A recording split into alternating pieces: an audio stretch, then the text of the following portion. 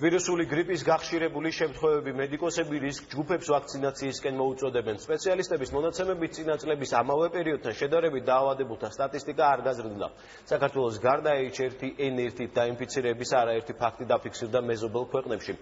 სომხეთსა და უკრაინაში რამდენიმე შემთხვევა ტრაგიკულად დასრულდა. გრიპის ვირუსის ცირკულაცია შემდგომი კვირების მანძილზე ალბათ მოიმატებს. ბოლო 3 თვეში საქართველოში H1N1-ის ლაბორატორიულად დადასტურებული 27 შემთხვევა გამოვლინდა.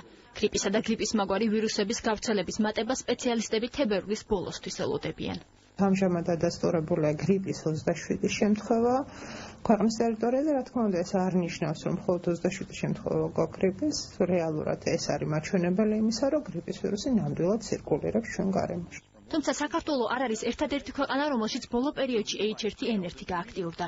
რთული ვითარებაა სომხეთში. გარდაცვლილთა რიცხვი 6-მდე გაიზარდა. მათ შორის 1-52 წლის მამაკაცი სომხური მედიის ცნობით საქართველოს მოქალაქეა. 15 ადამიანი გარდაიცვალა ვირუსული ინფექციით უკრაინაში. დაავადების მაღალი აქტივობა ფიქსირდება თურქეთშიც.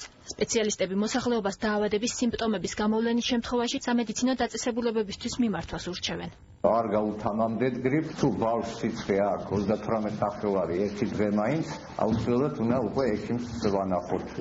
თუ ჩვენ თვითონ გვაქვს სიცხე 38 ნახევარი და მეტი 3 დღე, აუცილებელია რომ უკვე ექიმს ვენახოთ. მედიკოსების მთავარი რეკომენდაცია განსაკუთრებით რისკ ჯგუფებისთვის გრიპის საწინააღმდეგო აცრაა, რომელიც დაავადების გართულების რისკს თითქმის 99%-ით ამცირებს.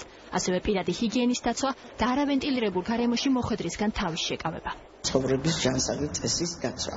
ეს არის როგორც პირადი ჰიგიენის, ისე გარემოს გაჯანსაღების თვალსაზრისით. ვენტილაცია რამდენადაც შესაძლებელია და სველი წესით დალაგება, ორგანიზმის გაკაშება, ორგანიზმის იმუნობიოლოგიური სტატუსის აწევა. ჯანდაცვის მსოფლიო ორგანიზაცია დაავადებების გავრცელების საერთაშორისო სტატისტიკას ყოველკვირეულად აჯამებს.